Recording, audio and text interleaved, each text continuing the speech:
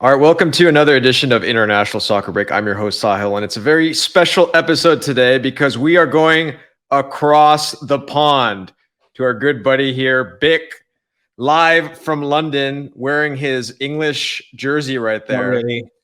Brazil. I don't know why he's wearing a Brazilian jersey. It's the only one that fits. Okay. I thought you were gonna say it's the cheapest one that you could buy or something like that. A lot of sticky toffee pudding over there these days, huh?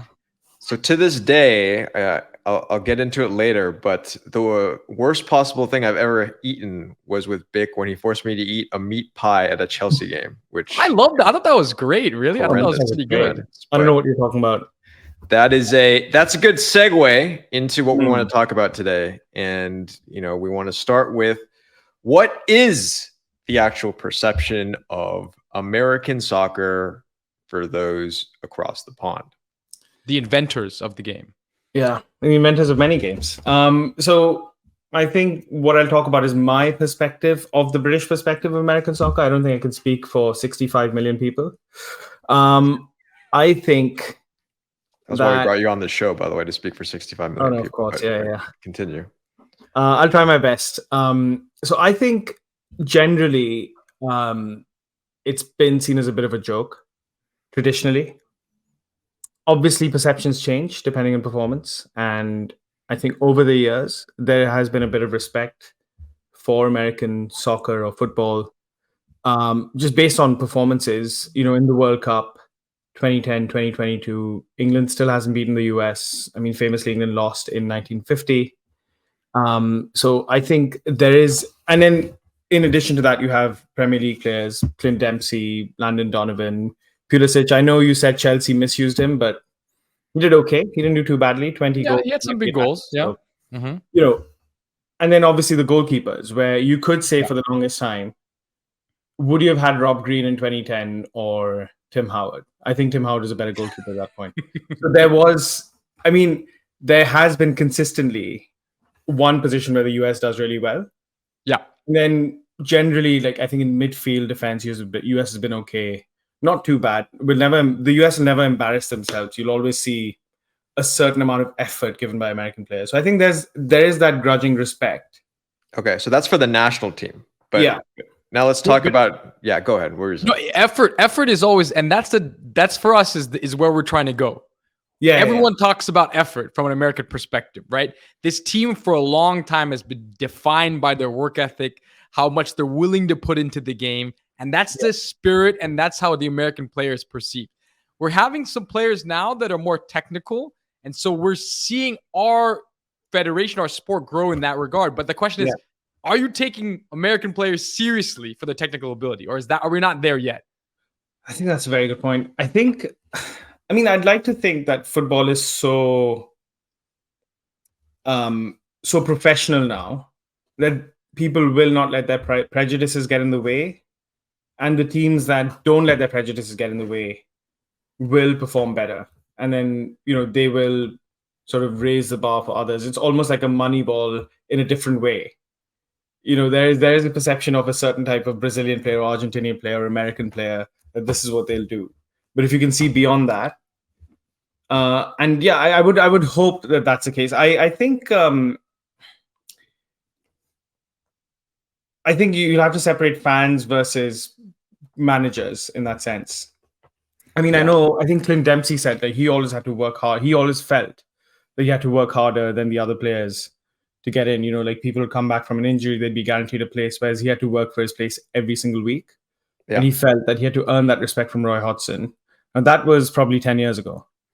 So Bick, what's your take on our league though? So it seems like obviously there's respect for the US national team. It's because you guys aren't able to beat us. That's the main area. But what about the league? What about the MLS? Yeah, again, I think MLS initially it was seen as a bit of a farmers league. You go there.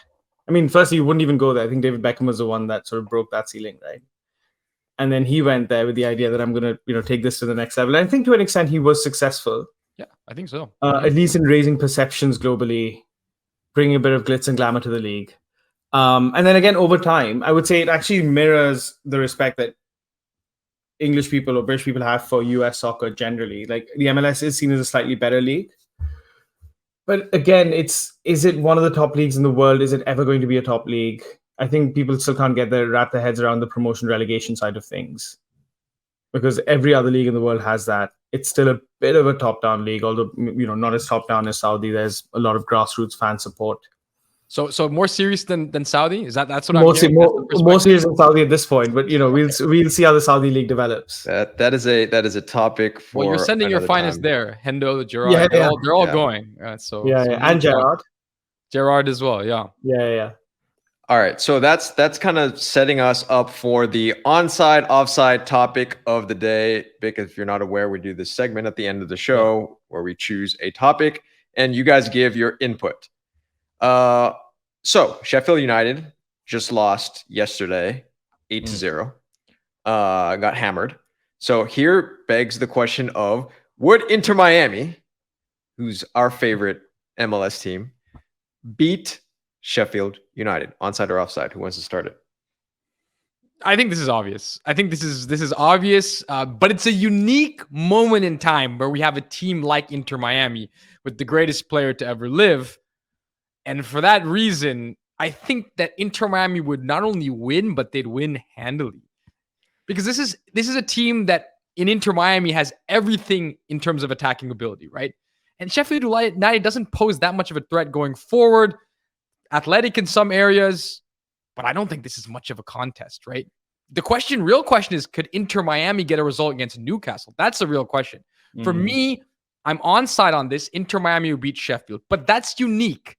I don't know if there's any other team in MLS that would beat Sheffield United. Okay, so you are onside for this. Bick, what you got? Yeah, so I actually watched Sheffield live last year. I saw them beat Millwall 2-0 in the FA Cup. They look pretty good. Would they beat Inter Miami containing Messi, Sergio Busquets, and Jordi Alba? Probably not. So yeah, I'm onside as well. I think, and again, like Rahi, I think this is like a moment in time. But I think generally, if you had the best MLS team versus the worst Premier League team, you say 60-40 Premier League MLS. But I think it's close enough whereby you don't know which way you'll go. I mean, does Cincinnati beat Sheffield United? That's a better example of a team that's done very well, or Philadelphia last year. LAFC is another good team. But are these teams that are good in the league in MLS, but don't have the stars to compete globally? I don't think they would struggle against Sheffield. Yeah. I think they would, because the pace of the Premier League is just faster. Yeah. It's insane. I mean, and it sort of flows into the championship as well. Yeah, and the championship's really physical. I don't know if MLS players could survive.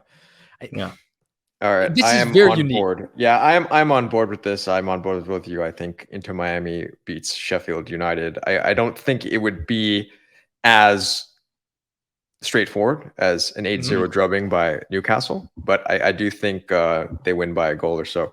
So as always, we will get perspectives from across the globe. Thank you for coming in today, Bick. And we will continue to talk about all things global soccer. Keep watching the beautiful game.